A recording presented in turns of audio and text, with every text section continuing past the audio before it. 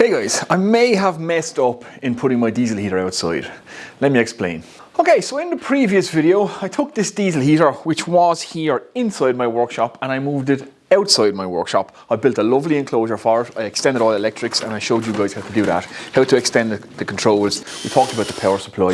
I showed you how I built the enclosure for it as well. So there's a lot of good information in that video. If you guys have not seen it, go back and watch that one first. Now, there is an issue, and I may have killed the efficiency of the diesel heater by the setup that I was using. I'm going to explain that now and what I'm going to try and do to rectify it. So let's do that.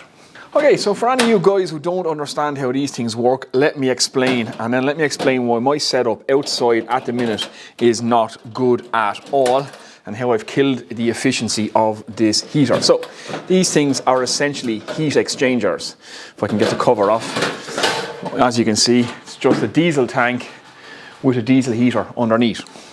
So how do these things work, and why was my setup that I had outside bad? Why was putting this outside my workshop not as good as having it in the workshop? Well, this is essentially, like I said, a heat exchanger. So you have an air intake and an exhaust. So the combustion chamber itself and the fuel air mixture that combusts is completely separate to the workshop air. This diesel heater heats up the chamber. That chamber is covered in fins. There's a fan here on the back that pulls air over the combustion chamber and out the front. So air in and air out in the intake and the exhaust are completely isolated from your workshop. All you're doing is pulling air in here and pumping it into the workshop. Now, my previous setup, when it was on the wall, both of these were out through the wall outside, so I was taking air from outside into the combustion chamber and exhausting it back out, which is perfectly fine. And I was also pulling air in the back here from the workshop and pumping it back into the workshop. So I was constantly circulating the air in the workshop over those heat fins, which was far more efficient than the setup I have now. Now, I moved it outside because it's safer for it to be outside. It's less noisy. I can't have it running in here when I'm trying to make YouTube videos because of the ticking fuel pump. And the diesel, filling it with diesel and all that stuff, it's so much easier if it's outside the workshop. So I still wanted to be outside the workshop. Now, my current issue is this. I only have a pipe coming off this side into my workshop, which means I'm pulling air from outside the workshop, pumping hot air into the workshop, which essentially means that I'm blowing my workshop up like a balloon, which means the air going in, other air has to get out. So it's not constantly cycling air in my workshop. It's taking air from outside, heating that and pumping it in. And that's far less efficient because as I'm pumping in, I'm pumping air out, and I'm not recycling the workshop air, constantly topping it up. So what does that mean? Well, I tested it in a previous video when it was about 0 degrees in this workshop, and in about 35 minutes it had raised the temperature in here to about 10 degrees. I came in the other morning with my new setup, and when I turned this heater on, it barely raised the temperature 1 degree. So I've clearly killed the efficiency of this heater. So what are we going to do about it? Well, I'm going to try and add an extra piece of pipe to the back of this and pull air from my workshop into the heater, out of here, back into the workshop.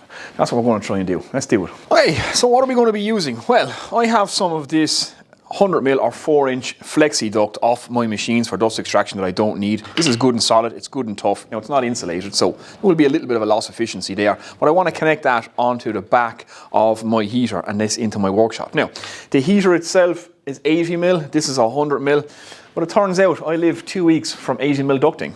Who knew? So I'm going to run with this, and if I need to change it later, I will change it, and I might even insulate this later on as well. But this is good and solid, it's good and strong, it's very, very tough stuff, so it's ideal. A short little run of this to be outside my workshop. It will take a bit of punishment, not that anybody's going to be near it or not. So I've got to drill a 100mm or 4-inch hole in the back of this. I've put the end cap, which screws on to the back of the fan here inside. I've tightened the Jubilee clip onto it, and I've got a nice good seal. So that's why I'm happy to run with this. I'm actually able to compress this down to the 80mm that I need, which is good. So it's only a case of drill a 4-inch hole in the back of this frame and connect this on to the back of our diesel heater. Oh, and this doesn't get hot back here. This is just pulling fresh air, so there's no problem using this pipe. Now, I want to drill out this back section here, so just make sure that we have all wires and fuel lines out of the way. There's nothing that can get cut here. There's 2 little welded tabs down here, so I can't actually take this off. So we will drill it in place, and that should not be an issue. And we have a center hole there now, which you should be able to line up. So safety glasses on, 4-inch hole saw. We'll just take our time with this.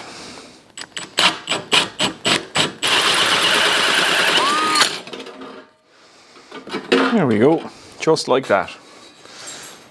So there you go, guys, there's our 4-inch hole in the back. And yeah, you can see the fan that pulls the air in the back of this heater over the outside of the heater and out the front. So that's another question I get asked a lot. Why does this not add condensation to your workshop? Well, the fuel air mixture is completely isolated from the air in the workshop. So you're not burning fuel in your workshop air, therefore you're not adding condensation or moisture to your workshop air. It's just pulling air over the outside of the heater. Now, let me attach my pipe. Okay, just hit that with a foil, clean off all the burr, took off all the sharp edges. Now I have just some profile edging here. We use this all the time in the electrical trade for steel trunking and stuff. Anytime we have to cut a hole in steel trunking and we're passing cables through, we just put a bit of edge profile on it, just to protect the cables running over any sharp metal edges. And so I'm just going to work this all the way around. Basically just has a little split in the end of it, and it just compresses on to the edge of tin metal like this. And it'll just protect the duct as it passes through this, because, you know, sheet metal like this can be quite sharp. So I'll get this on and we shall get our duct in place.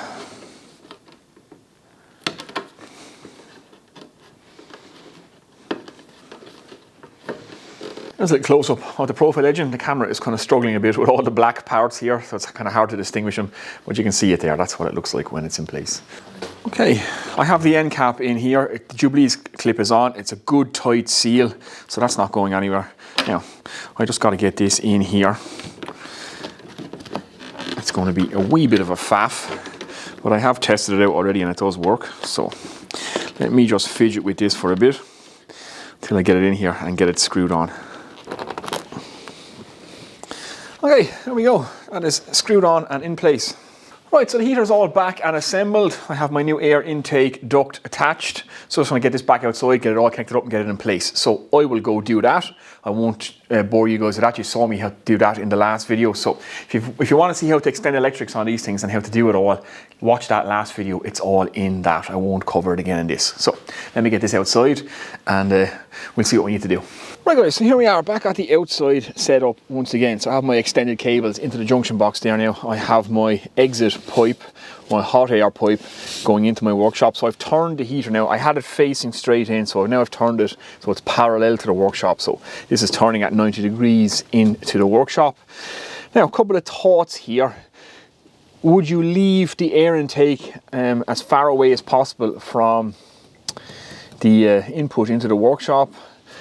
Would that be more efficient? And obviously there's going to be heat losses in the air traveling through this, so keeping it as short as possible might be the best option rather than having it off down there. But I'm just wondering, for air circulation wise, maybe you guys can get in the comments, but I'm going to keep it short anyway for now. I'm just going to turn that straight in there, 4-inch hole there, and put that through the wall, and it will just pull the air from there. Now, another thing just to point out here as well, and you guys are going with the outdoor setup like I have done, if you're not putting the duct on the back of it like this, there's always a chance that you could pull, depending on where your exhaust is now. If your exhaust is facing away, it's not going to be that much of an issue, but there's always a chance that you're pulling exhaust gases in there and pumping them into your workshop too. Just something to be aware of. If you cut your exhaust pipe short, or if it's pointing towards the back of your heater, there is a potential risk, depending on where the air is blowing, that you could pull those exhaust gases in there and blow them into your workshop. So yeah, this is actually even safer, me doing this, so hopefully it works. You guys, nothing to do but drill a 4-inch hole here. I want to keep this one down a little bit lower, down about there.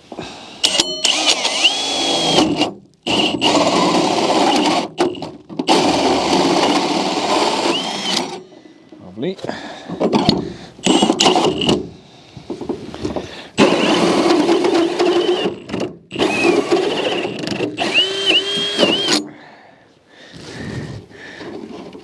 There we go. There we go. Shove that in there. Okay, so the cover is back on. I have weather sealed around both inlet pipes now, so good to go. This has worked absolutely brilliantly, by the way. So we've had some very stormy weather over the last few days, lots of heavy rain, and this has kept this diesel heater lovely and dry and out of the weather, which is happy days indeed.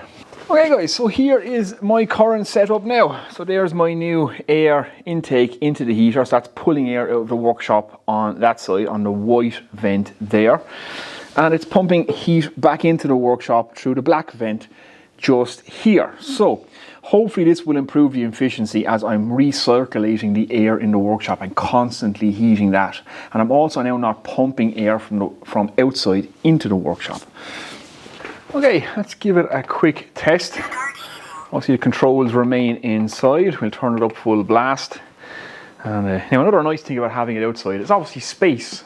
It frees up a lot of space in my workshop. It's not the most efficient setup, I understand that. I see your comments guys, and I see about all the guys that put radiators on these things, pass the exhaust through the radiator, recapture all the heat from the exhaust. And if you guys are into that super efficiency stuff, that's fantastic. I only need to top the air up, or the heat up in my workshop a little bit. In here right now it's about 12 degrees. That's perfect for me. I just need to take the chill out of the air, and hopefully this will be more efficient. So that fan is now running. Okay guys, just by way of demonstration, see that we're pulling air. You can see it sucks the tissue on straight away, so that's putting a nice bit of air in there. And as you can see, that's blowing a nice bit of air back into the workshop. So we're sucking air out, pulling air in. Now hopefully this hot air will immediately rise, and this will be constantly pulling the cold air from the bottom of the workshop. That's the hope anyway. Anyway, let me know in the comments guys, do you think if I spread these much further apart, I would have a much better effect? And obviously I can hear, it's a little bit more noisy because I can hear it pulling air through there. Let me know what it sounds like on the camera guys. It has increased the air noise, but I have it up full blast now, so we shall see. But we are pumping some lovely warm air in here, which is good. Right guys, I'm going to let that run for a minute, just see how we go. Now it's quite mild in the workshop today, but it is set to get colder tonight. So I'm going to come back out here tonight and we'll test this. So I'll do exactly what I done in the short video. I will run it for 35 minutes and see how much it brings the temperature up. So yeah, I'll wait till tonight. It'll be a few hours for me, a few seconds for you guys. It's currently just about 12 degrees in this workshop. I can feel a blast of heat coming off that already, just standing here.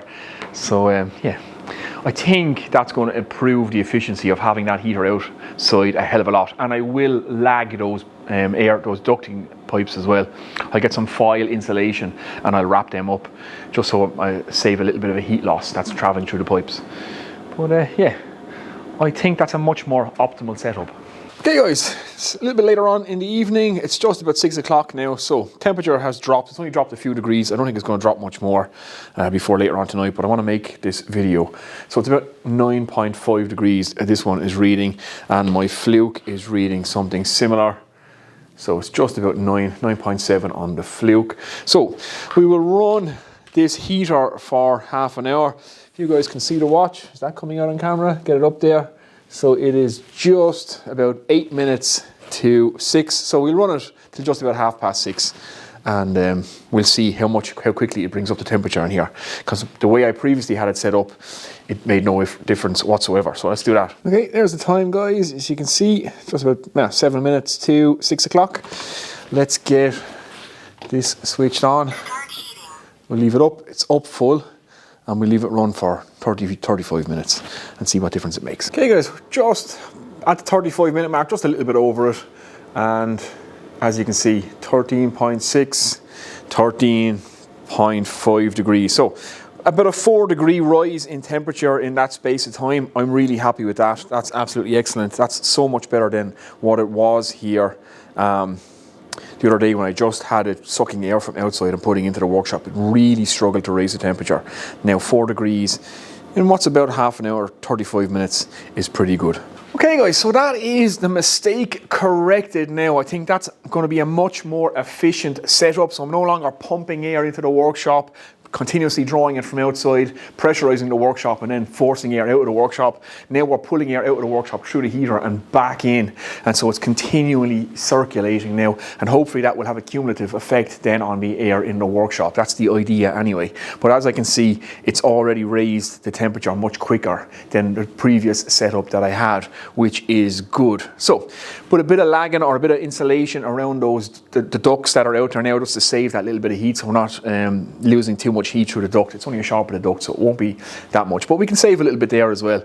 So yeah, that's it guys. I'm pretty happy with that setup now. It's nice and quiet. It's freed up space in the workshop.